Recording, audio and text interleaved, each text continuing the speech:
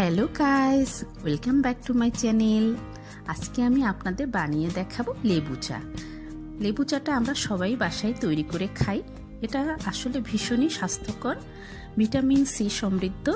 আশা করি রেসিপিটি আপনাদের ভালো লাগবে, আর ভালো লাগলে অবশ্যই একটি লাইক দিবেন, আর এমনি রেসিপি পেতে আমার চ্যানেলটিকে সাবস্ক্রাইব করে পাশেই থাকবেন।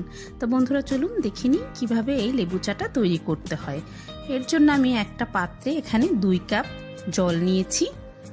এই 2 কাপ জল আমি ভালো করে ফুটিয়ে নেব। আসলে চায়ের জন্য চায়ের জলটা খুবই ভালো করে ফোটাতে হয়, তাহলে চাটা খুবই টেস্টি হয়। তো আমি এখানে এখন চায়ের জলটাকে ভালো করে ফুটিয়ে নেব। চায়ের জলটা অলরেডি ফুটে গেছে।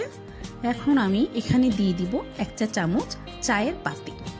1 চা চামচ চায়ের পাতি এখানে আমি দিয়ে দিব। 1 চা চামচ চায়ের পাতি দিয়ে দিলাম।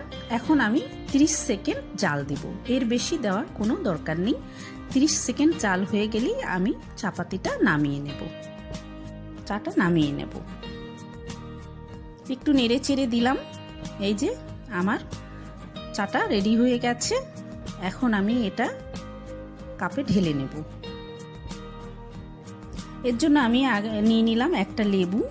লেবুটা অর্ধেক করে তারপরে সেই অর্ধেক লেবুটাকে আমি এভাবে 2 পিস করব। এখান থেকে আমি 1 পিস লেবু চায়ে ব্যবহার করব। 1 কাপে আমি 1 পিস লেবু ব্যবহার করব।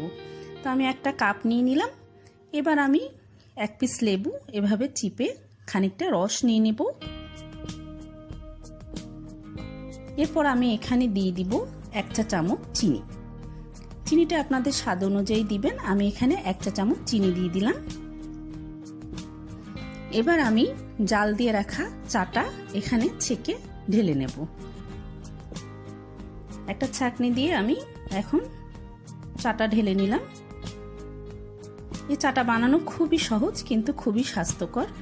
এখন আমি ভালো করে চিনি আর লেবুর রসটা নেড়ে চেড়ে মিশিয়ে দিলাম।